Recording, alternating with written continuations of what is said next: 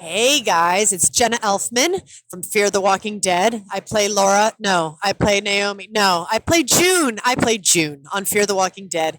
And you're listening to the Fear the Walking Dead talk through on Talk Through Media.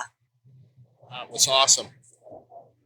Hey, I'm Lindsley Register, and I play Laura on The Walking Dead. You're listening to The Walking Dead Talk Through on Talk Through Media.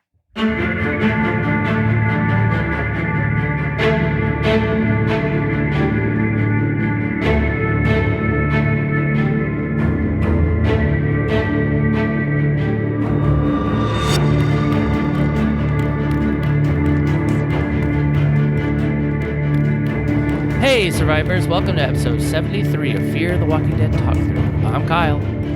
I'm sort of Brian. And I'm LT. Hey.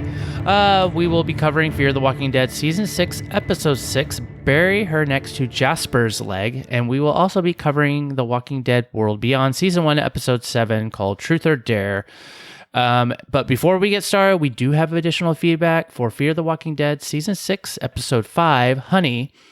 And this comes from Aaron from the internet. So, Aaron from the internet says, he seriously failed on doing the... I think she's talking about you. Yes, she is. He seriously failed on doing the fail buzzer. Way to stay consistent, Kyle. And she gives you a thumbs up emoji and a smile. So what I'm hearing in regards to last week is LT is clearly the Daniel of the group because all his moves were right. Ha! Still love you, Kyle and Brian. She says, sorry about your aunt, Renee. Okay, they need some reason to shove in Morgan Sue, LT. She goes on, A+++ portion of the podcast in regards to the chase issues in this episode. And it looks like the smart guy emoji, the little smiley with glasses and a big grin. Clearly, both Sherry and Dwight weren't thinking clearly this episode, as who has sex with that many candles around? That is an accident waiting to happen. And where did you get all those candles? You just have those in a backpack? Well, obviously they found somebody's cabin that worked at the Yankee Candle outlet. We've barely seen Alicia Debnam-Carey also, Brian. Yep. And she goes on to say, Mini Jenny, lol. All right. Well, she continues on. She says, I would have settled for Sherry saying that Negan did in that scene. No need for a flashback. You could have her say she can't let another Negan happen even, and so that's why she wants to kill Jenny so bad. She kind of does this at the end, but yeah, she could have mentioned some of what Negan did to her without showing a flashback of the events. True. She could have definitely said more. Yeah. They may assume everyone watches all the shows, but the fact is they don't. Not every Fear person watches The Walking Dead, and not every Walking Dead fan watches Fear. And clearly many aren't watching Beyond, so to assume everyone knows these references isn't correct. I kind of like how we conflict about Morgan Jones, and you've seen The Walking Dead, so you know his history, but for me, he's just annoying because the guy here is not this guy you're telling me about. And so instead of loving him, also I can't stand him.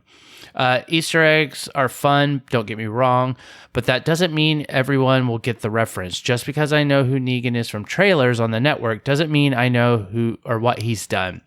If you're going to have crossover characters, you should include dialogue at the least to reference events. If Alicia was on The Walking Dead, she said she hated baseball stadiums. The Walking Dead only people may not get that, but Fear fans would understand her saying that. But if she says she hates them because she lost her mom, parentheses, in her opinion, hashtag bring back Madison, or because the last time she was in one, things went really bad, then you get a bit more of the impact it's having for the character. This is also a benefit for fans of all the shows, too, because someone could forget between all the series hours what happened to X at Y time, you know? That's true. You can tell Sherry is scared of Negan, but the why is unknown, so the scene feels generic instead of impactful, sadly. I have to agree, and that's kind of what, I was kind of thinking that there should be flashbacks, because I know they do flashbacks in The Walking Dead. You know, They do. They love flashbacks. right. That's like one of their go-tos. And so it was just kind of on behalf of like those that maybe even only watch part of like few seasons of The Walking Dead, but then joined up and started watching Fear. Just, you know, people, Right.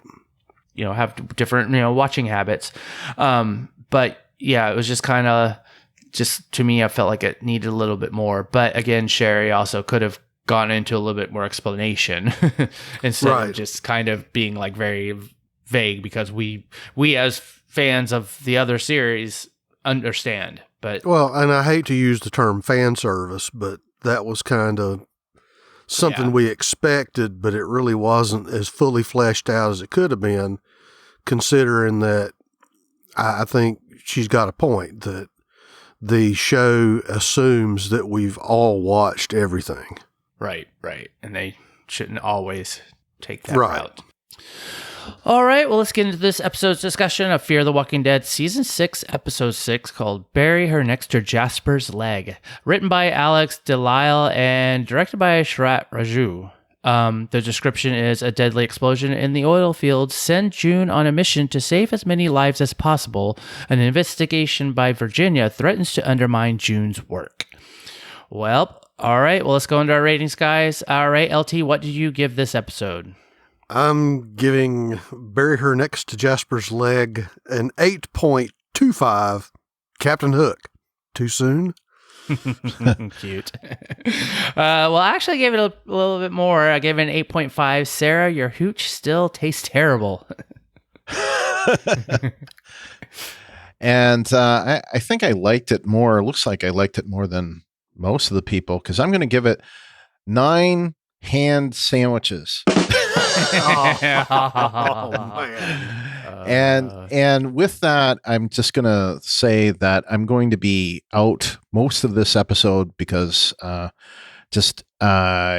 had a really rough week and can't stay for most of the episode. So just wanted to give my rating. Beyond that, I didn't really have any other impressions of it because I hardly had a chance to form them. Well, maybe you Got some stuff going on. That's all I got. Yeah.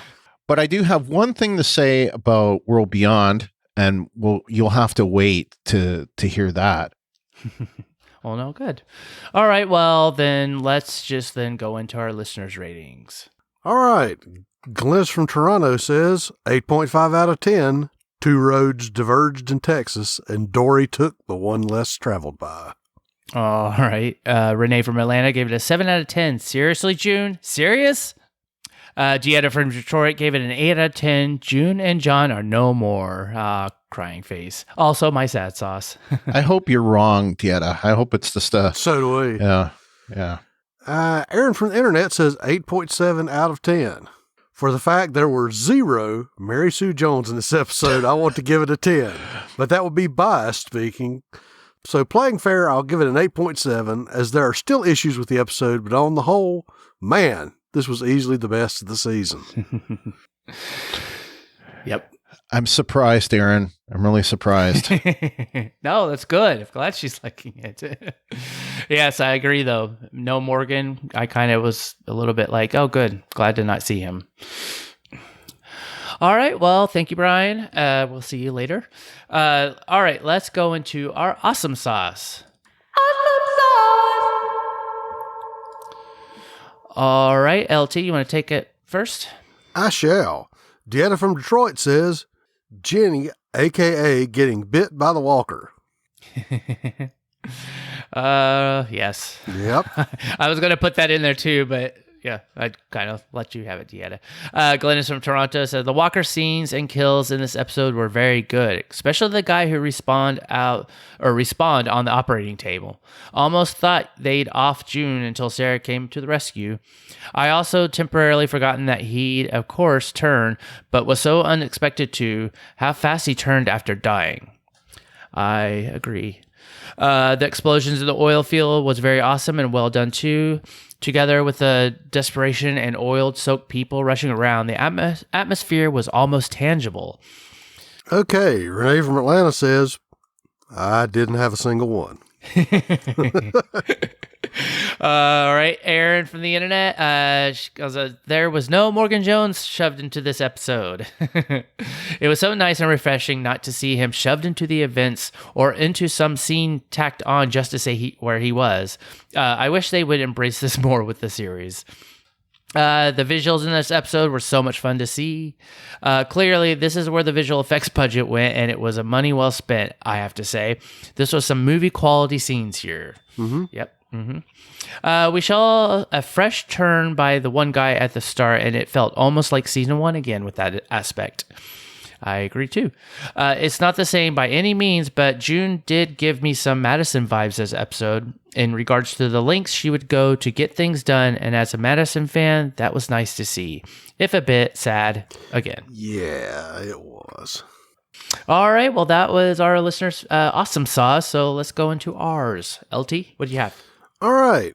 One of the ones I have is June being so gung-ho and being the medic who wants to get in there and help people, because from the cold open through the scenes at at Tank Town, she just threw her own caution aside and ran in there and was that was her whole thing. She wanted to help people, she wanted to get things done, and it was really good to see that sort of drive out of that character. Because if you've watched her character progression, you've seen her be kind of wishy-washy and have those PTSD moments where she kind of froze up or when she ran off. Mm-hmm. So it was good to see her, being so focused and pushing through her own issues to get in there and try to help people. One of the things I thought was awesome was the way that they showed Jenny's character, where she was trying to be all hard and tough, but you could tell that she was nervous about the sign painters. That you see her being all tough and rough, but then you could tell that it was getting to her, that she was nervous, that she's actually got some, showing her more human side instead of her Negan-y side in some respects. Props to Colby Menifee for the way she played it, because it showed a little more depth for Virginia. We had seen her as kind of the conniving, dictatorial leader, and this shows that, maybe she does have some soft feelings for people, even though she kind of tamps it down. And especially the scene inside the shed, she's worried about her sister. So I really liked the fact that they're taking the time to show a little more depth on that character. Yep, for sure. She actually, for the first time, I think we've seen some vulnerability, and she actually can get scared. She's not just just this tough person, whatever. And this time. And they did that. They did it right off the bat at this beginning of this episode, which is kind of cool to see. Yeah, because it's easy to play a bad guy and be kind of one-dimensional and just be evil and menacing. But this is showing, that maybe she's got other motivations than just being, the hard-ass big bad that they're trying to make her out to be. Which it's good to see a little more development for the bad guys. Because, how many bad guys have we seen in this series that were kind of one-dimensional?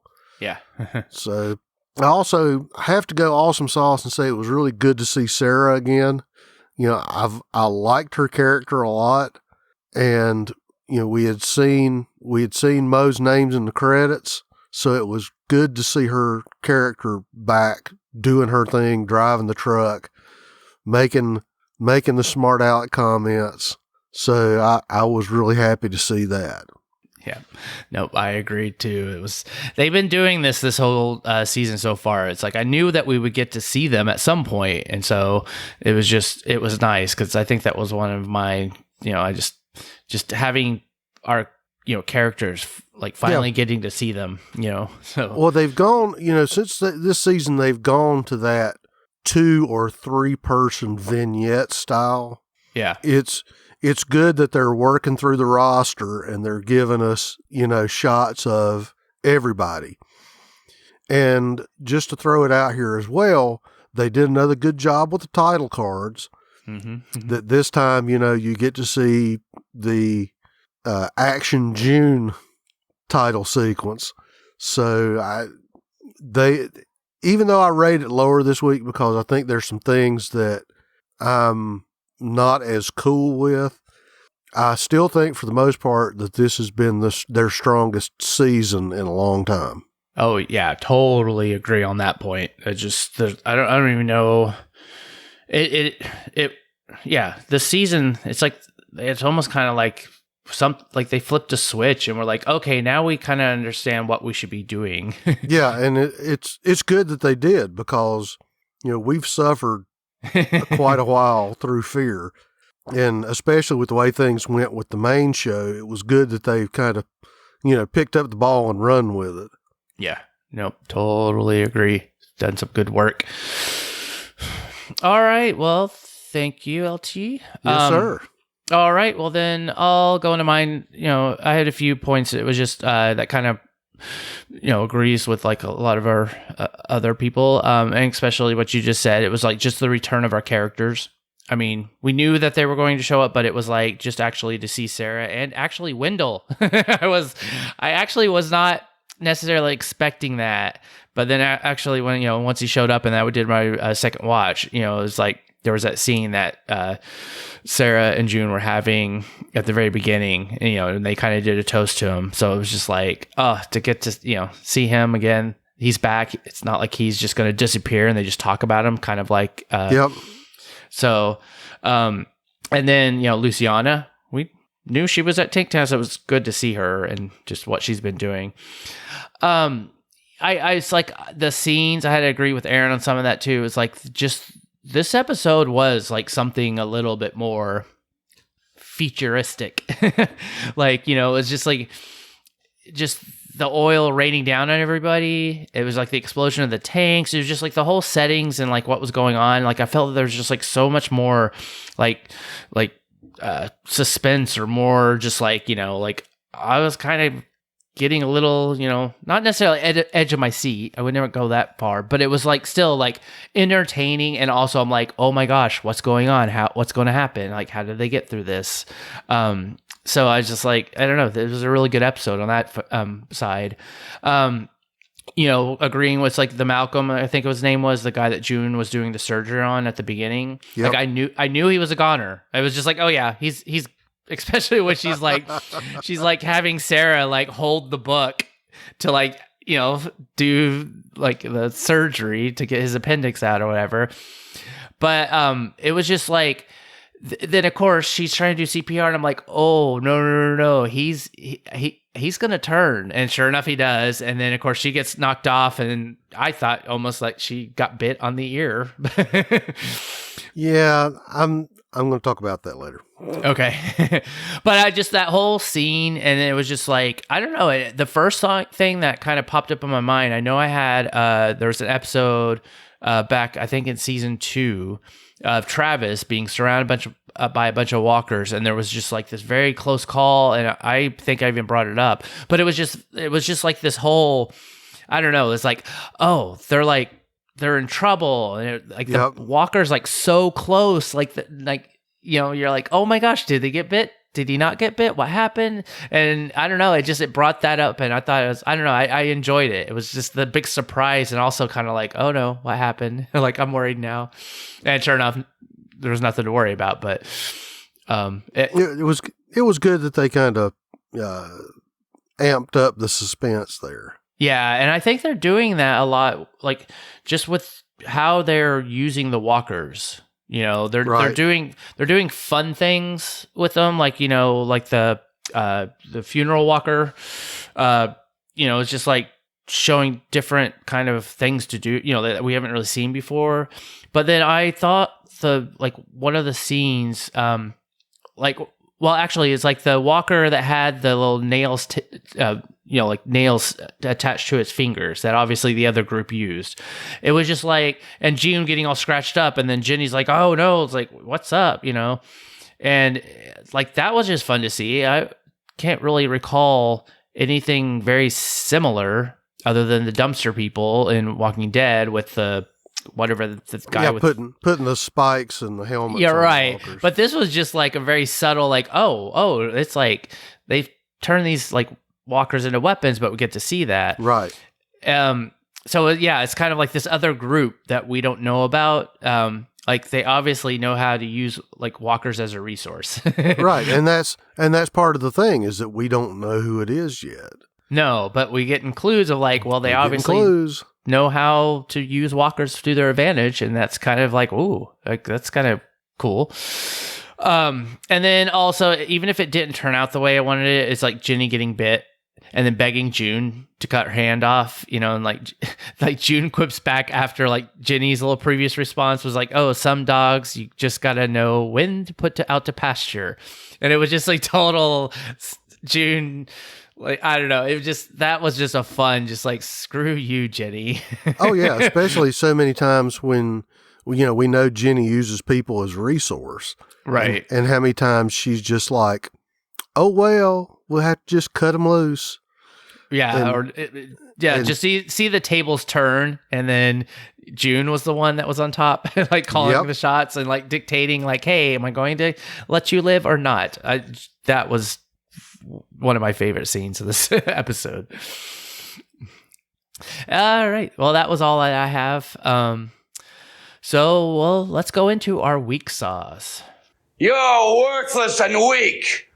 All right, LT, why don't you take, we only got one listener's weak sauce, and you want to take it? Okay. Aaron from the internet says, Jenny getting bit. On the whole, the idea of Jenny dying because she got bit isn't bad, but it's just the timing of it all. If she had died as a bad guy being bit, it would be one thing. Or if she died as a good guy because the characters realized she wasn't the evil they believed, it would be one thing. But she's kind of in this gray area, and based on what we've been shown so far, it just feels a bit weak for her exit. Yes, I'm calling it an exit and referring to her as dead because she totally should be. If you've ever played the Telltale video games, you'll know cutting off your limb doesn't work to stop the infection, nor does it debatably slow it down. So Jenny should have been a zombie by the end of the episode. I would miss her as a bad guy, but she should definitely have been dead. Every episode she's alive is definitely losing points because it's ridiculous she's still around, you know. This definitely the thing that knocked the episode down for me the most, but I'm still rating it high because it's just that good. And I don't know. If you watched World War Z, Brad Pitt whacked that Israeli soldier's arm off and they survived. And if you read the comic books, Rick lost an arm. Of course, I don't think it was to a walker bite. I think that was when he was fighting the governor. But anyway, we'll just. I want to say to that because I kind of agreed her. Yeah, we'll just have to see, won't we? Yep, true. All right, well, that was all of our weak sauce. Thank you, Aaron. So let's just go into our weak sauce. And LG, you want to take it first? Okay, my weak sauce. As much as I like the scene at Tank Town, I have to put my real hat on and say, that fire. Holy cow, that fire. It would have been, I won't say impossible to work around, but having that much fire and you're down in a basin, so you've got fumes and smoke, people would have been dropping like flies just from being overcome by the smoke. As far as the heat goes, if that well was burning like that, it's just for personal experience. You know, I've had to block traffic at house fires before and seen where, just a house burning warped the Venetian blinds of the house next door. I've seen fiber optic cables melt out of their casings from house fires. Just as big as that fire is, it would have been unbearable to be that close to it. I just, to throw my side note on there, this is your opportunity for homework, kids. If you have a chance to see the movie Hellfighters with John Wayne, it talks about red adair. that Red Adair made his living by putting out oil well fires. And I think, if I'm not absolutely mistaken, his company, he might have passed away by then, but his company was one of the ones that was involved in shutting off the fires in Kuwait after Gulf War. It's a messy business. I think that the special effects were great, but that fire would have been so much worse than it was in the show. Yeah, I thought. You were. Go ahead. No, I was like, I kind of thought that too, and I also thought that was like weird because the oil was gushing out of that one well that they were drilling, but then when the big explosion happened, it was like I assumed that there would have been just a big geyser of fire going out of there, but then I was kind of like, oh, did that explosion just seal the well? Well, if it had sealed the well, it would have stopped burning. But, you're not still going to have the huge tongue of fire coming out of the ground if the well was closed. And the fact that there's oil everywhere, Yeah, I think that whole place should have been burning like a big bowl. Yeah. Oh, movie magic. Yes, movie magic. It may just have been me, but it seems like that the turnaround time for dead folks was a lot shorter this episode, because normally they have to stew for a while before they perk up. And Malcolm, the guy on the Mr. Appendectomy, he perked up awful fast. And then all the guys in the back of the hospital trailer seem to have perked up pretty fast. Mm-hmm. So it just seems like that the turn time was kind of accelerated this episode. Yeah. Not that like there was really, we've seen someone turn really fast, which was the father of the bride on, I think it was at season 2 of Fear. Yeah, in the hotel. Yeah, and he had like a heart attack or whatever, and then but it seemed like to immediately turn. And so and we don't really have any other like real clear, like, they do say it's like, hey, there's not really a set time. It can be soon or it can be a really long time. Well, and that's the thing that I still go back to season 1 of the main show when they were at the CDC building, that they had it as a matter of hours. Mm-hmm. So it just is funny that once again, it's speed of plot, that it just seems like that it's like, oh, he's dead. Oh, he's animated. It just seemed like they were really, really waking him up quick. Yeah. Well, and then that's where I, not to like I'm not disagreeing or nothing, but I'm like, ooh, but I gotta think of why would this be? And it's like, well, maybe depending on the person's state, does the virus actually since he was mostly dead already, right, being infected from his appendix and already suffering, and that makes the stuff in your brain take a little bit more of a fitting. Yep. So maybe that's it. It's like if you're healthy, then takes a while. Maybe it's hydrocarbon vapors. Yes. So I don't know. Yeah, it just there's never been a real explanation. It does always come at convenient times. So yep. So that was it.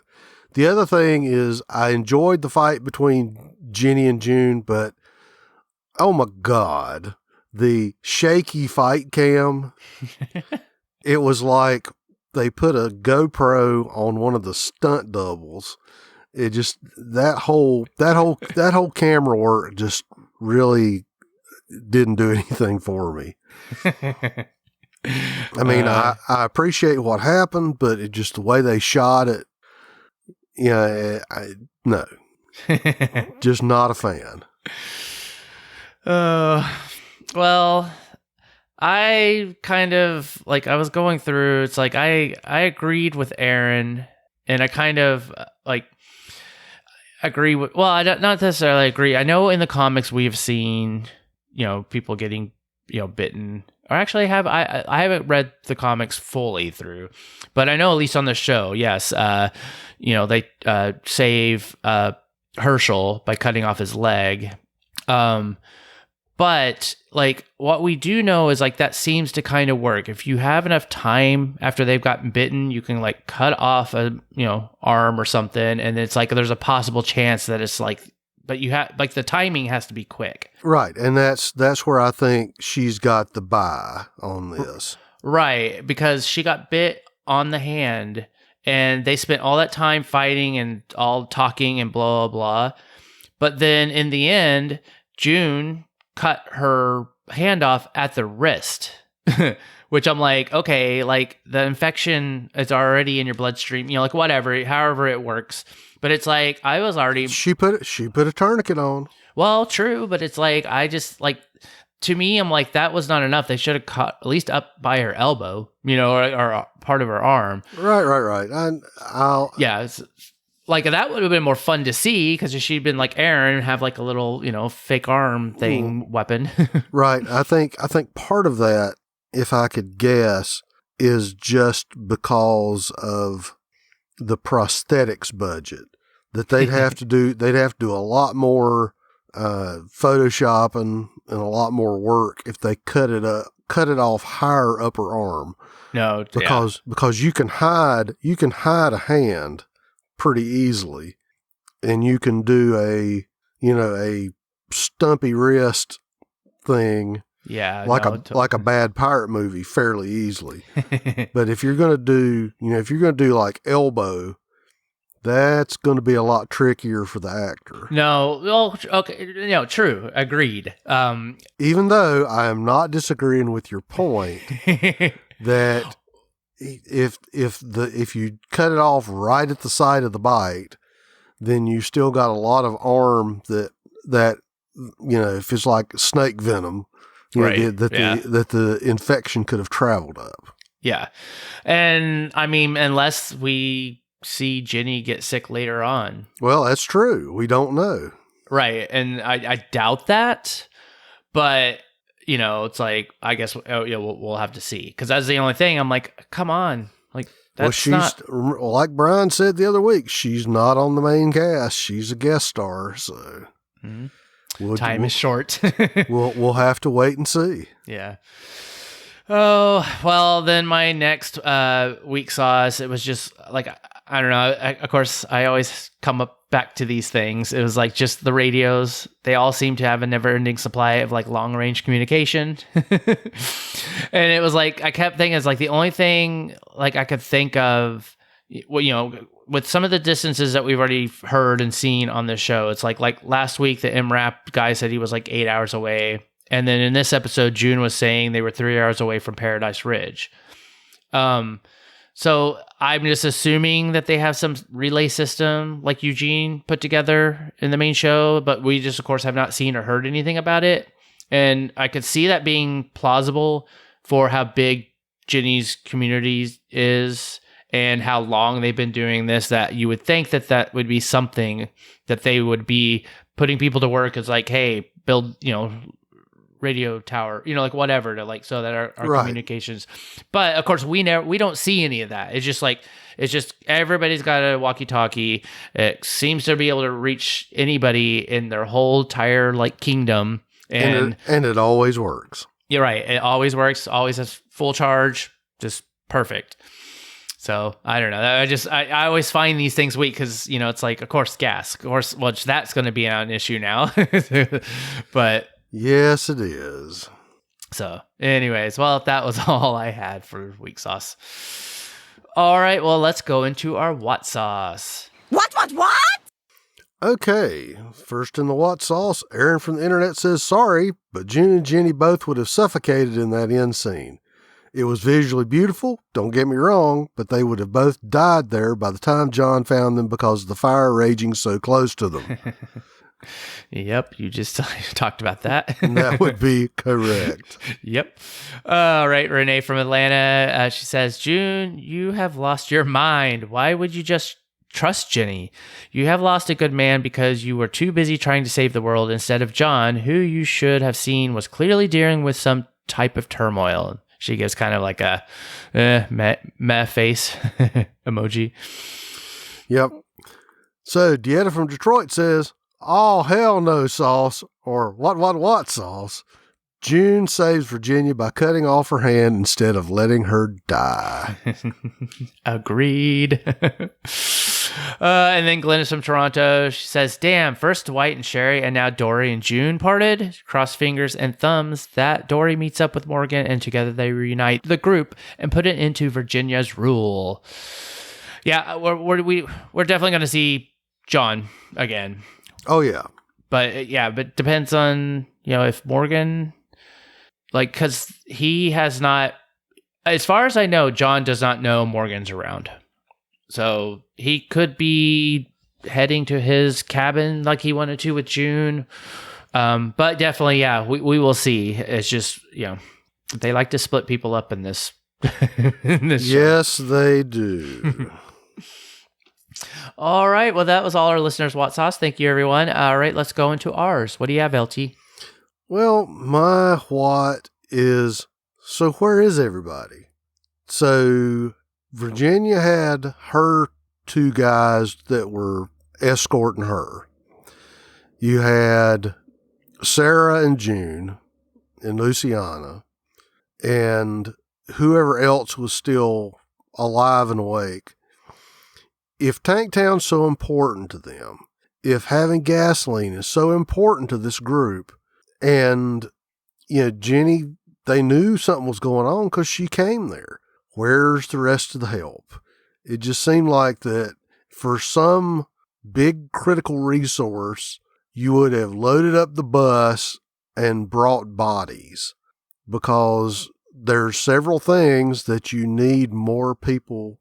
And two, every time you have a big fire, that's why you respond to more fire stations, so you have more manpower because of things I griped about before.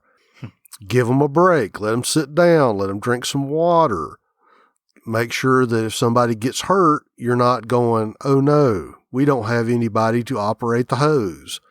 It just seemed like they were doing a lot of rescuing people, but they weren't doing anything to try to, knock the fire down, or of course, maybe they don't have the equipment. Maybe of all the things they've stolen, they don't have any fire trucks. Yeah. Yeah. But it just seems like, to me, if there was something going on, there should have been more people there. Yeah, and I think maybe, in that regard, though, it was like the attack, or whatever you want to call it, from the, taggers, like Luciana reached out and was like, "Oh, there's a problem, like, oh, something happened." So I don't know if they knew maybe the extent, but yeah, you would think that, like, with all the resources that this, the settlements of however many Jenny's place, has, right, that there would be like, "Oh, hey, my guys from, from here, like, that I trust, like, hey, there's something wrong with Tanktown. You're close. Head over there. Oh, you group over here. Oh, you guys are out, like, scab or, whatever." Yeah. If they've got people that are doing the Dwight and Al thing. Right. Right. You think there would be people doing other stuff like that. Of course, it goes back to, maybe this is the negative side of, we don't know how far away everybody is. And it was, "Oh, it's too far. By the time we get there, it'll all be over. So it's too far to go." So there's a bunch of reasons we could, conjecture all we want. Right. But it still seems like it was a little short of bodies. Yep. All right. Well, that ends our What Sauce. I didn't have anything else. I kind of we already talked about the fires and all that stuff. So let's go into our sad and aw sauce. Aww. All right. Our first sad aw sauce comes from Erin from the internet, and she says, "John and June's breakup. As Kyle, I believe it was said, we can't have nice things." Yep. I will admit that while it's sad, I also find this move to be an awesome sauce because it's keeping with the characters and where they were at the time. John could no longer stay because he saw Jenny's underhanded side, and June couldn't leave because she needed to save people to make it all worthwhile. It's sad, but I appreciate the realism to the characters. I also feel June has to know he did it because Sarah would have said something about him no longer being behind them. Yeah, with the truck. They may see each other again and reconcile, but for now, this was a very well done, in my opinion, sad sauce. And then she also goes on, she's like, even if they don't reconcile, I can accept it because, again, realistic character work, and I loved it. I agree. Yeah, we had this season so far, we've had a lot of very good character, driven episodes, a lot more emotion and more, like getting a little bit more understanding or, just like more depth, which has been nice because, last season and even the beginning of season 4, like was fun just because it was like new. Right. But then the back half was just like kind of wooden and kind of predictable. Right. And it's just like they left the whole like soul out of our characters and just made them just like, hey, go to point A to point B. Yep. Renee from Atlanta says, the whole damn episode because of June. I couldn't handle John Dory looking like a lost puppy. I just do not understand why she couldn't see the pain in his freaking eyes. And she's got crying emoji ×4. Yeah. June. Yeah, I know. She just has a knack for doing these kind of things. Yep. Thanks, Renee. All right. That was all our listeners, Sat and Odd Sauce. Did you have any, LT? I did. My sad sauce was I've got to give props to Garrett Dillahunt and Jenna Elfman for that last scene. But the very capper of it was when they did the overhead shot and you see John's SUV brake to the right.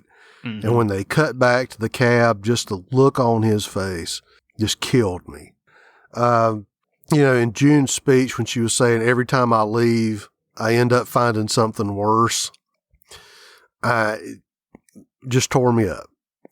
Because once again, like we've said, there is, no couple can survive the apocalypse except for Rick and Michonne, and there's an argument out there that they really didn't, survive.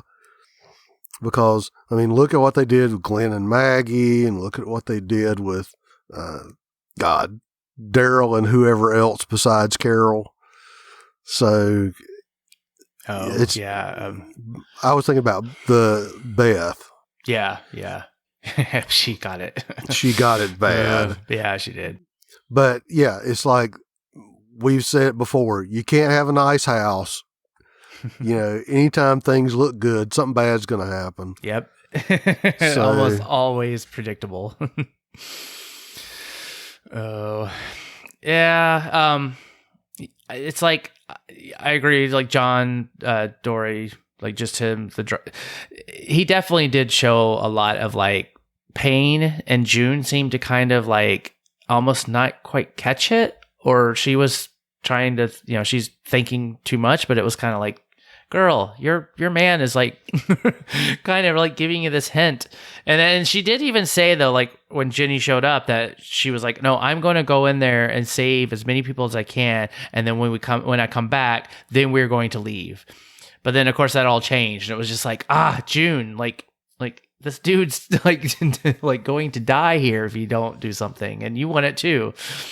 He's given so much for you, June. He never gave up on you, June. Yeah. He made you a ring and he married you, June. Oh, yeah. It's all sad. But yeah, we're definitely going to see him again. It's when. Oh, yeah. So like, at least that part, I'm like, we know he's not gone forever. Yeah. And then Jenny, after the bite, like she still got to live. That was sad because she should not be alive. Actually, probably my main sad sauce was Sarah at the end crying. Or, well, she wasn't crying, but it's like she was choking up when Wendell arrived. Yep. And like the first time I watched it, I saw that and it was like, oh, but I was kind of like, Wendell, yay! Like, oh, I'm glad he's back. But the second time, it's like actually, it's like you look at her, you see the expression on her face, and just like how she portrayed it, it was like wonderful, and also just kind of like started to make me like cry because I was like, we have no idea how long they've been apart. You know, she in the beginning when she's toasting June, they're like, hey, to Wendell, and I think she said something like wherever you are. So we know this whole time our character, especially our character pairs, have been separated, but we just don't know how long that is. So it just seems like, yes, it's been a very long time. And seeing Sarah, choking up, it was just like, I don't know. It was such a great scene. I loved it. It really was. Yeah. Alrighty. Well, that was all our sad and awesome. So let's go into feedback. We can talk about it. Done talking. Time to listen. All right. We have our first listeners' feedback that comes from Dieta. You want to take it, LT? I shall. Dieta says, June drinks the Kool-Aid and bargains with Virginia to get a hospital if she saves her. Everybody giving June the side eye. Hello, you can't trust her. They could have all been free of her, which I still don't get why everybody is scared of her little tyrant self. June could have whipped her butt when they were trapped in the gas explosion. She had already overpowered her and had the axe. Just finish her off already. And she goes on to say, Weak Sauce Jenny screaming at the Taggart guy. Can't remember his name, but why didn't June, Lucy, or Sarah mention that he was a spray painter when they found him? I think she's talking about Wes. Mm-hmm. Yeah. Alicia and him spent a whole episode painting trees, and nobody remembers this while Jenny tortured him for answers. Good point. John is determined to run away with June, but she dumps him for a promised hospital, so he leaves without a look back. So I think the mystery taggers are connected to the helicopter people. I just don't understand how Jenny thinks she has the only civilization during the apocalypse. Clearly there are other survivors out there who have formed groups. And why is it she has never seen the helicopter people? We know Al has, and the new people they saved from the building. But Jenny is running around looking for answers because she nor her henchmen have not seen the helicopter, I guess. Hello, Jenny. There are other people who are not a part of your little colonies. Give it a rest thinking you are the reign all supreme all in the apocalypse. Overall, okay episode. Yeah, I mean, you would think it's a good point. It seems like a lot of people have seen the helicopter people at this point. I mean, I know they're secretive, and I know like if you do run across them, they're more likely to be killed. But yeah, but it's a helicopter, right? You're living in the post-apocalypse world, and they have a few vehicles, but we've not seen a dearth of aircraft.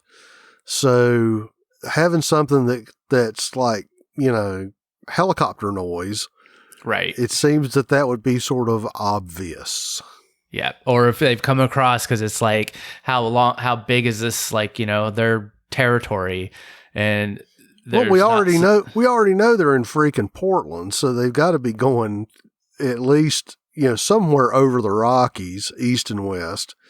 And if Lawton is in Oklahoma or Lawton, Texas, or wherever it is, it's still, there's a lot of real estate out there, and going from Nebraska to Portland, I just don't see how she hasn't seen them. Yeah. Nope. True. All right. Well, let's go on to Glynis from Toronto. And she says, June saw Virginia's human side, so spared her life when she saw how much she cared for Dakota. But June hasn't seen Virginia's evil side, where she doesn't hesitate to kill anyone that crosses her, with Janice execution and shooting Morgan and leaving him for dead. True. June is hoodwinked by Virginia, as John stated. She pulled the wool over her eyes by giving her the hospital. Soon she'll see, no doubt, what Virginia is capable of. June shouldn't have gotten should have gotten an inkling of what Virginia's really like when she was torturing Wes, June will surely regret her choice of letting Virginia live. And I think we could also go back to saying, yeah, like, then why didn't June know Wes painted with Alicia? It's not like I don't know. I'd have to go back. Like, was she not around at that time? I don't know if she was. Yeah. So, I mean, I guess she then might have not known, but it seems like there's plenty of conversation, especially with Luciana, that'd be like, oh no, he paints. He really is a painter. For a bunch of people that have lived together in such close proximity Right. for such a long period of time, People talk. you think it would have come up.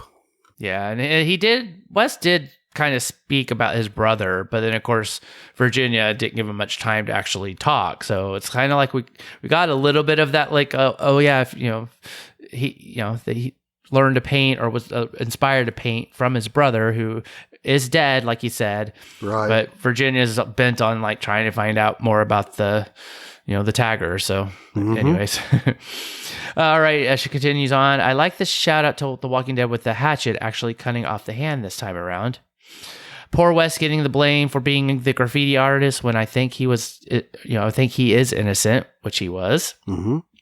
I really wonder what is being protected. The nukes? As running through all these episodes in season 6 of Fear the Walking Dead, that Paige would rather commit suicide than answer any questions, and the man lunged at Morgan to get the key and died for his troubles.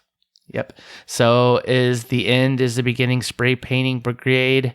A, is the CRM behind the sabotage of the oil field? Or B, is it Sherry's mask group? Or C, a group to be named at a later date.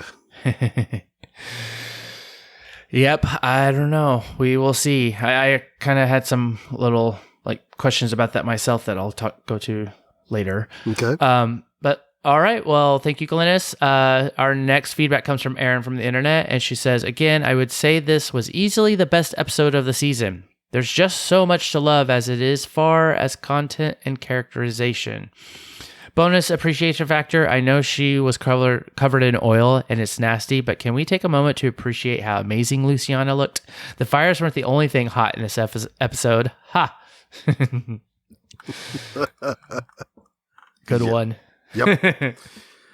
Okay, Renee from Atlanta says, I told you guys something is up with Dakota. She's a strange little girl. I was happy to see Luciana, Wes, and Wendell. It was an okay episode. Yep. Good to see our group back. And yeah, as you see from next episode, we get a little bit more Dakota. So maybe we'll find out some more. Yes, we will. All right. Well, thank you to all our listeners for all the great feedback. So now it's on to our R's. I guess I'll let you go, LT. What do you have? Well, I just have a couple of things after everything I've already rambled on about already, that as far as I can see, this was probably the weakest episode of the series this year. I think that it was not quite as good as what we've seen up to this point. I can only hope that they pick it back up. Now, I'm not saying it's a bad episode. Do not get me wrong. This is not Dirty Truck Stop Lady and Morgan in the squad car bad. But considering what they've done so far in the previous 5 episodes, I think this one was not quite as strong as the first 5. And it just seems like they're going back and they want to veer back into that old fear rut from previous seasons. So, like I said, I enjoyed the episode. I just didn't think it was quite as good as the others, and I'm hoping that they can, finish strong for the mid-season break, because they're going to end up leaving us with World Beyond for a little while. Yeah, I like, especially with World Beyond, because if this had been pre-pandemic and the pandemic wasn't happening, it's like we would have saw these in succession, basically. Right. It would have been like, a different flow, different feeling, whatever, and this and that. Maybe, I don't know. They obviously had to, like with The Walking Dead, we didn't even get to see the season finale for months. So it kind of left that whole like, well, wait, like, the World Yeah. Beyond was going to come on after the finale of Walking Dead, and so how would that would played out, and then I was going to cover it. So yeah, I don't know. I mean, I feel like they've done so well this season, though, just with the direction, the feel, like even like so far with the storytelling, it's kind of like hopefully they don't screw this up, and then the back half is just, lack of a better term, lame. Yeah, because I agree with you. In spite of all the COVIDry, I think they've picked it up and they've done a good job. I'm hopefully optimistic, but I still am looking back at what they've done previously, and I'm just hoping that, change up in the staff, they're just going to do better. So you don't want to see when they come back a hurricane or storm? Yes, I don't want them to go to sleep in a truck and wake up in Mississippi or. Oh goodness, yeah. I hope none of that either. Well, I kind of like. I mean, I enjoy this episode. I feel like I kind of let things just kind of play how they are. And it's like, some episodes I'll kind of go more into like, oh, this doesn't make sense. Oh, this weak sauce, like all that kind of stuff. But like, especially so far this season, it was just, I like to see the characters that we haven't got to see yet, which, seeing Luciana back, even though I know she's not everybody's favorite character. And in the past, she never really had really good storylines. But it's like seeing her, seeing Wes, seeing Wendell, seeing Sarah, like I completely enjoyed like being able to have like, get reunited with our, with our group. And it's like, I enjoy the fact that we got to see Jenny afraid of something and show it, like we talked about this earlier, but it was, it was just seeing her actually show and emote like worry, concern, fear, because we've always seen her just being this annoying, spouts off like some analogy in some, hick talk, Yep. or like, and that's like, and she does it in this episode, but it's just like that's always been her MO, But then to actually see her being like she's scared of something, she's worried, and then of course now with her, getting bit and her hand cut off, but then June basically either is going to use this to her advantage, or she made a really terrible mistake. But I guess we'll see. But I just enjoy that. It's kind of like I like to see whoever, at least the current big baddie, kind of being knocked down a peg, and that being enjoyable, to watch. Right, because we've never seen that really. Well, I mean, we've seen it with Negan, but not so much with like the governor. Right. It's yeah, definitely for sure. Like it's kind of like I go more because I kind of jumped around and like with what I wrote down, but it's like I mean, I get that our group will, in the end, they'll want to survive and then maybe save everyone else in the community that is alive in this group, or in Jenny's group, and then that this other group is like really more dangerous than Jenny is. So it's like I found it interesting that the woman, the page girl, whatever, it's like, yeah, I think, smiling, laughing at Jenny at the beginning and was saying something that it's not about you or any of you. It's about what you're building. It's about the future. And then she shoots herself. And it was like, what does that mean? And then is it about how Jenny is leading her settlements? Is it about rebuilding society? It's like this other group. It's like, do they see things in a different way? And of course, is this the CRM? So it's like, I guess we'll see that. Obviously, we're going to see who this other group is. We've seen enough of them, Right. So just with the mid-season finale, knowing that things were cut short, because of COVID, it's like, like, are we probably not going? Like, are we going? Like, probably not seeing what we should have seen if like things were happening normal. Like I was saying before, it's like with this being episode 7 and not episode 8. It was like, are they going to change something up, or is it like, You know, like, or is this going to be like the whole story, you know, like the storyline that they plan on doing? Well, you could also argue that maybe is she having a thought like a whisperer that society as it was can't survive. You know, are they being like anarchists? Yeah. So there's possibilities there. I kind of agree with you in a way about Jenny, because I don't know if it would be as satisfying to have her have a full redemption arc. Yeah. Yeah, I think everybody wants to see her get her comeuppance.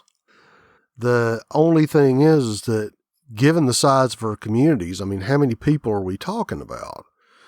You know, there's a lot of folks that are in those towns that we're not necessarily seeing. Right. So, yeah, let's just see how all this plays out.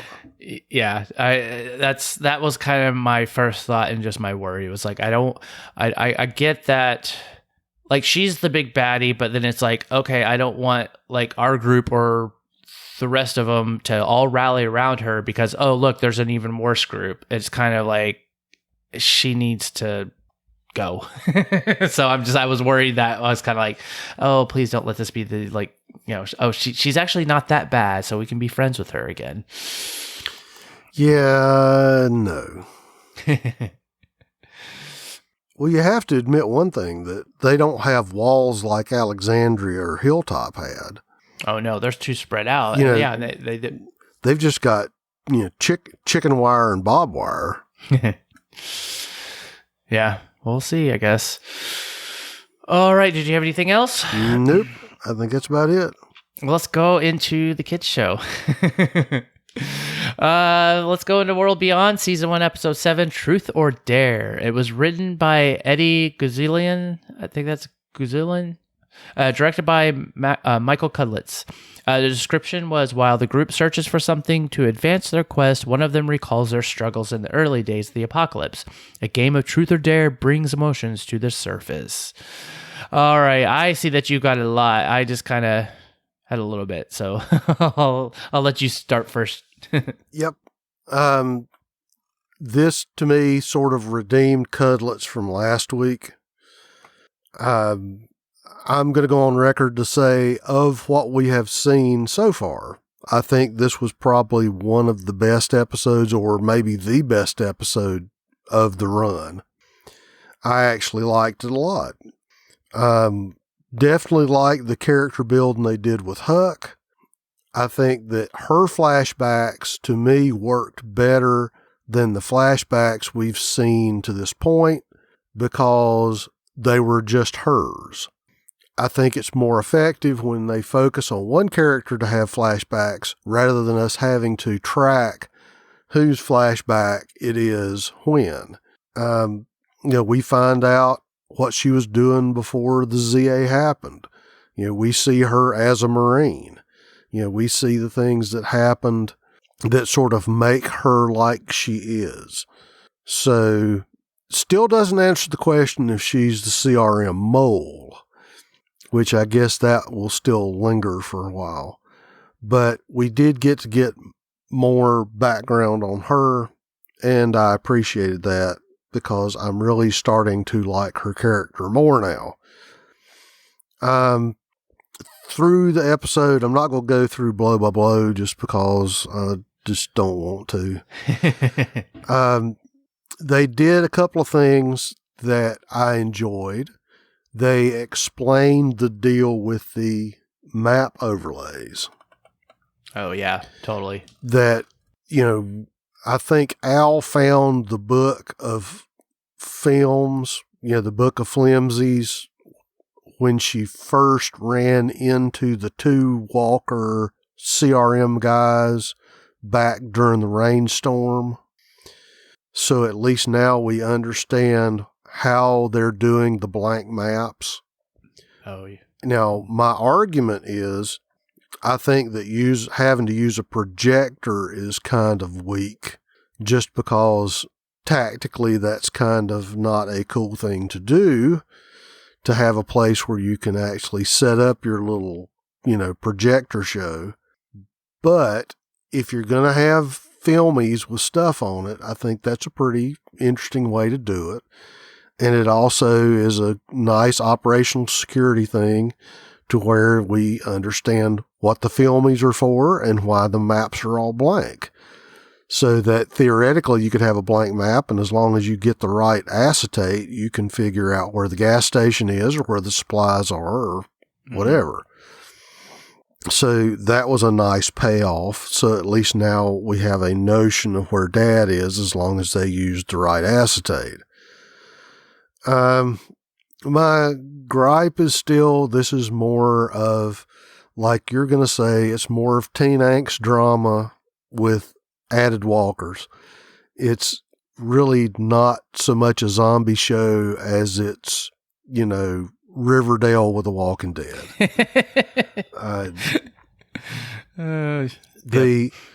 The drunk truth or dare game, I saw that coming a mile away. We still have too many people with deep burning secrets. Yes, I'm looking at you, Hope. I think that I have to give the actor credit. She's playing the part well, but it's still, as much as she's hanging out with Alden, we know it's coming. We know that eventually she's either going to spill the beans or he's going to find out, and it's just painful. We got what I consider part of the payoff between Silas and the girls, maybe. I still think that given the fact that Percy's a hustler, there still may be some setup there, but for him to set Silas up to whack his uncle, I don't know how they'd make that work. So given the fact that they love staring at Silas and giving him the, I'm a creepy, angry stalker kid and you're messing with my girls shots. Cause like every time they focused on his face, he had that look. I mean, he did. Yeah, that's like kind of point that was, well, and again, I did not really get to watch this. I watched it. I didn't get to watch it a second time, so it was just like that was it. That was the one thing I kind of did like, was at least they had some creepy, like, oh yeah, I mean, like kid, and then he did it. I mean, oh yeah, there's no doubt he did. He was right there. Well, and considering that we've had him do the post outburst catatonia, finding him in the toilet stall, it worked. Now, granted, we'll find out what happens next week, but just how they played it was better this week. From a personal nitpicky standpoint, I really wish they would find another site to shoot on other than that lake, because the lake stood in for the river and now the lake is standing in for a lake. And it looks too similar. The vegetation on the banks, just the whole thing. It's the same argument we had about some of their other site locations, like Fear and the Tree. It just, to me, it looked too similar to where we've already been. Yeah, that's like, I mean, even The Walking Dead did that with like, the roads, some of the roads they would use. But the thing is, you wouldn't see those like back to back to back. It'd be like a season, Right. And then the next season it'd be like, oh, it's obviously that location, we know that, but it's like they did it a little differently and like whatever, it's not, you had some time to forget about it, but it does kind of seem and two, same. And two, depending on where you're at, you sort of assume that all the back roads in Georgia look like that. But it's just this season for Fear, or excuse me, this season for World Beyond. I could just tell. I mean, they really need to mix it up a little bit, go a little further, pick another spot. Yeah, do something to kind of make it a little different. Something to make it a little more topographically and undergrowthy difference. I'm curious now so where were they at? Was that a CRM warehouse, or was that Magic Uncle and Percy's hangout with all the stuff in it? I think I missed part of that, even though I watched it twice. Yeah, well, because they were looking for fuel or something like that, weren't they? Yeah, and there was a lot of stuff in that building. Yeah, and I thought, I assumed it was like, oh, this is a CRM cache that they found from the map, right? And then, I think it was, but then you wound up with the scene with hostage taker and his brother Nibbles. Yeah. Yeah, like, I don't know, since I didn't really get a good watch other than the once. Well, I'm just saying, I think they did better this week. It's still not really doing it for me. I'm watching it because I'm here with you, and it's not bad. I mean, I just don't think I would pick it if I had to. If I was just scanning the channels and looking for something to watch, I don't know if I had another option. And again, as we've already established, it's not our demographic. I'm a little too gray, but it had potential. It had things that I think they could have done well with, and it's just struggling. Yes. Oh, well, like, then I guess I'll just go then into my point. And like, that's the thing. Like, I don't necessarily don't like the show. And I kind of had this whenever me and Brian covered Star Trek Lower Decks. Like, I already had this preconceived notion that it was like, oh, this is not going to be good. And, I'm like, already kind of like from the first episode, I was just like, oh, like, I hated it, to being like, oh my God, it's just like one of the best, like, series things, cartoon, like whatever, like that they've done. And it was like so awesome. And I feel that I'm doing the opposite now on this show. It's like where I was like completely excited to watch it. And I was like, okay, yeah, no, I'm like, I this is a totally different kind of viewpoint, different characters, that we're dealing with, like kids and all this other stuff, to where it's like the one thing that it broke everything for me. It was the music. Like during most of this episode, is like when the title card comes up, it says, oh, the world beyond, it's like, it's this very like WB network, like show, sappy and like annoying, like that music for that. Just, I don't know. It's just them, then of course them getting drunk, like, and playing Truth or Dare. Mm-hmm. And then there's some music in the background, which I thought it was like, that's the soundtrack. But then like later, like there, I don't know what the guy's, like the dad figure guy's name. I was talking to, what's his face? Not Alden. Yeah, Magic Uncle was talking to Alden. Yeah, okay. And so they were talking, but then you could hear, oh, that music's actually like, they're playing it. It's not like, that's not the soundtrack. It had the echo, you can tell it's like, oh, it's coming from the other room kind of thing. And I was just like, what? Okay. For one, it's like, where did you get the music? Was it like a CD? It's the apocalypse, Kyle. Somebody found a mixtape in a bombed out building, and they're going, oh, okay. Yeah. And it is a perfect tracks for them to like, go along with them playing this really kids game, Truth or Dare, and getting drunk, like when they're underage. But I mean, it was like, again, it was like, does anyone in this show care about noise and attracting walkers? No. Like, it's like, we're having a party, drinking, like whatever. It's like the show has turned so much into like not being scary or suspenseful. And I kind of put down, I was like, it's like Saved by the Bell. And it was like, oh, look, they hung Screech by his underpants on the basketball court. And then it's like cue audience laugh track. Zach looks at the camera with a smirking face, and then it zooms in and cuts to commercial break.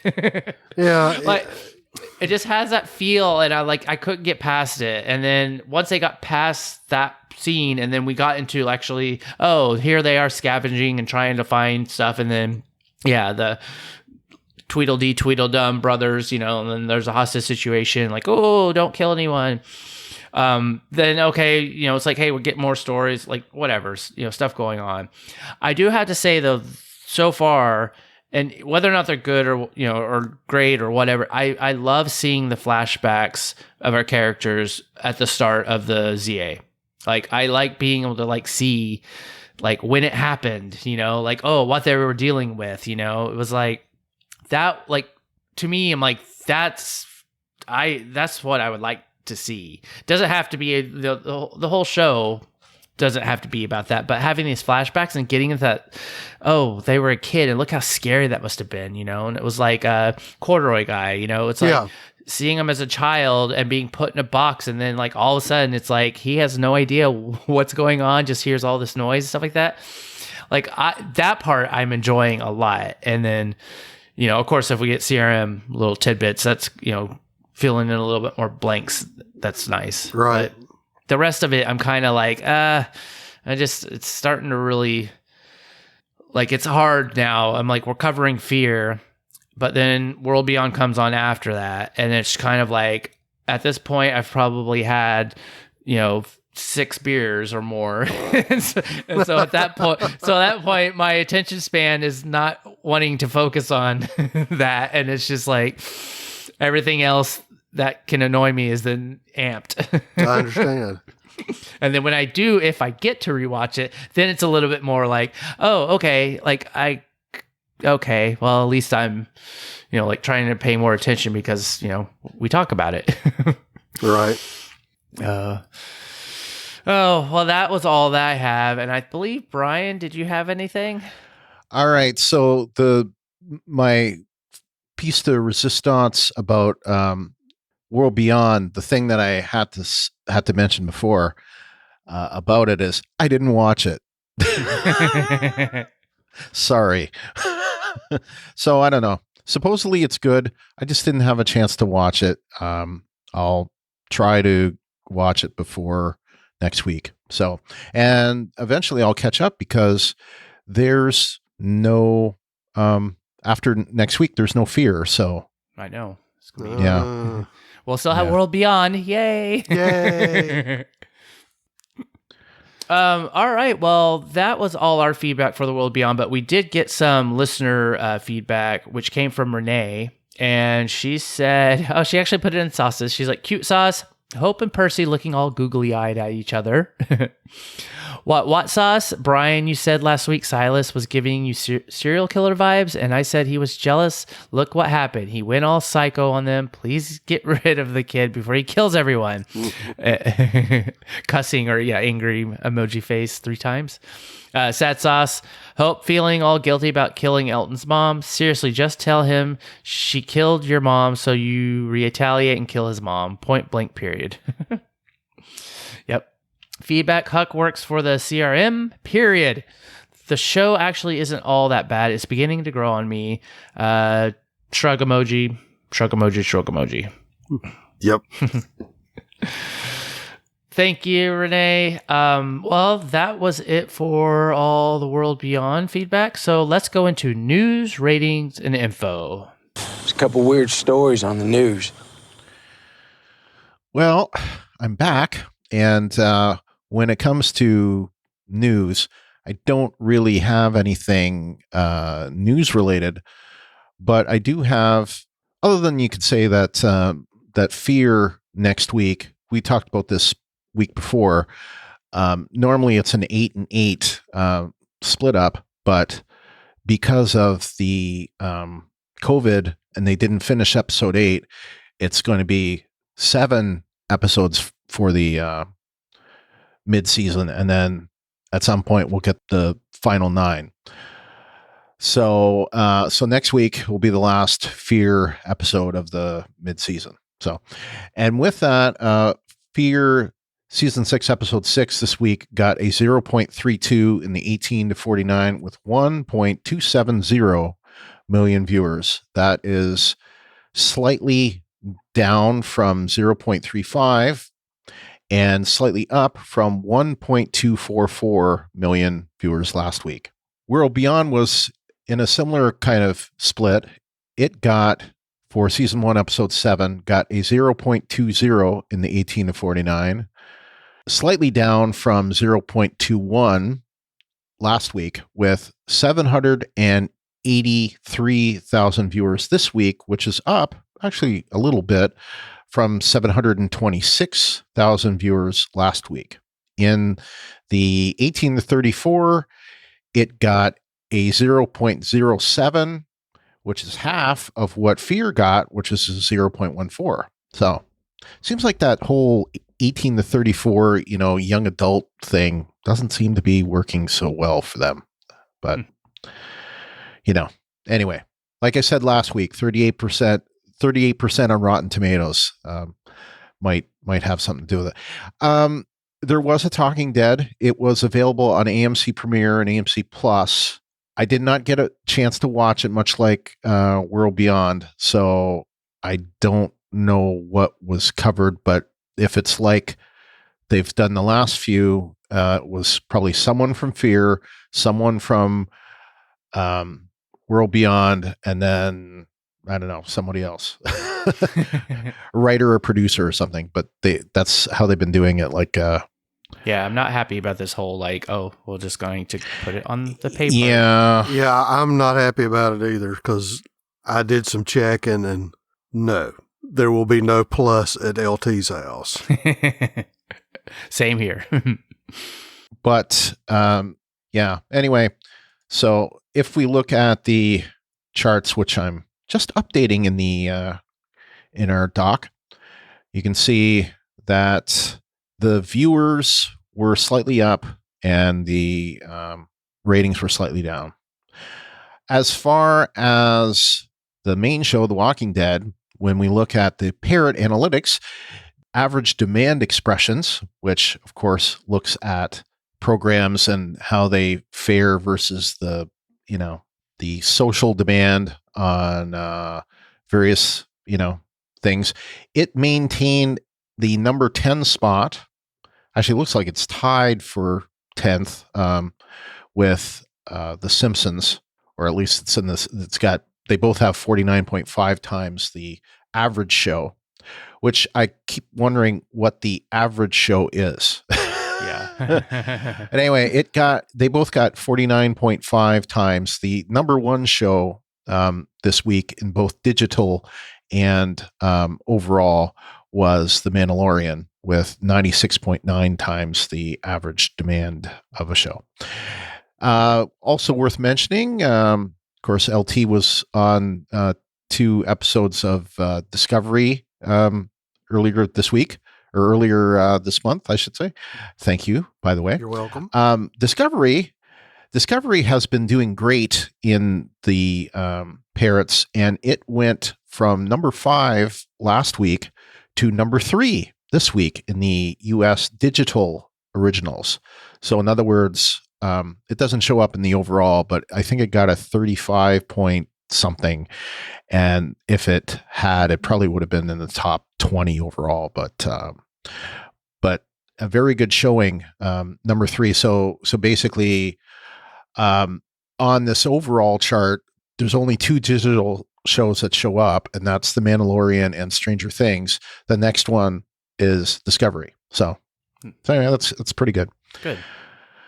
And that's all I have. So good night, everyone. Bye, Brian. Hi, Brian. All right. Well, to interact with us, we encourage you to follow us on Twitter at WalkingDeadTTM, also on Instagram at the same handle. To submit your theories and feedback, most people post in our designated episode thread in our Facebook group, and you can find us at facebook.com/groups/WalkingDeadTTM. You can also email us at walkingdead@talkthroughmedia.com. And also there's the feedback form at talkthroughmedia.com/feedback. We love to get voicemails, so to do that, you can call us at 216-232-6146. All of our new episodes are on YouTube. Just search for Talk Through Media, and remember to subscribe and click the bell to get notified when we have our new videos there. when I do the podcast, those videos go up first before the podcast does. So that's a great way to just find it like before I can actually like publish it. To support us, like and review the Talk Through Media Facebook page at facebook.com/talkthroughmedia. And the best way you can support us is in our Patreon. We haven't really scheduled anything for Patreon so far this season, but I think after the mid-season finale and once things get back on track, especially for The Walking Dead, we should do that. Yeah. Well, we will definitely. But the best way to support us then is you can find that at patreon.com/Walking Dead Talk Through. We'd like to thank our Patreon supporters, Clint McAuliffe and Lawrence Todd over there. Yay. Another good way to support us is subscribe to us in Apple Podcasts or your podcast client of choice. And while you're there, give us a rating or review. There's also, you can leave us a review at podchaser.com. And what's cool about this is you can rate individual episodes, or you can rate the whole entire podcast. So it's definitely go check us out over there. And always remember to share our posts on Facebook and Twitter when we post them, or tell a friend, because the word of mouth is definitely the best way to get us new listeners. Brian was just on, and he's been covering Star Trek Discovery. LT definitely done a couple like guest appearances over there, so you should definitely check. I have. Yep, and you should definitely check that out. And you can find that at StarTrekDiscoveryPodcast.com, or you can also go to the Facebook group at Groups Star Trek TTM Podcast. And also, they have a Patreon for that podcast, so definitely go out and support them if you like what they do. And you can find that at Patreon.com/Brian and Ruthie. Alrighty then, mouthful. Next episode, we will be covering Fear the Walking Dead Season 6, Episode 7, and it is titled Damage from the Inside. Written by Jacob Pinion and directed by, looked it up, still don't know who that is, so we'll leave it at unknown. Description is when Dakota goes missing, Strand sends Alicia and Charlie on a search and rescue mission to find her. Unlikely ally provides a new possibility of escape from Virginia. World Beyond Season 1, Episode 8 is titled The Sky is a Graveyard. Don't know who it's written by or directed, but the description is a horrific discovery finds the group at a crossroads and prompts one of them to revisit past trauma. Alrighty, well, I think we could probably... We can guess. Guess who that is, yeah. Alright, so until next time, I'm Kyle. And I'm LT. And this is Fear the Walking Dead Talk Through. Good night, everyone. Good night, everybody.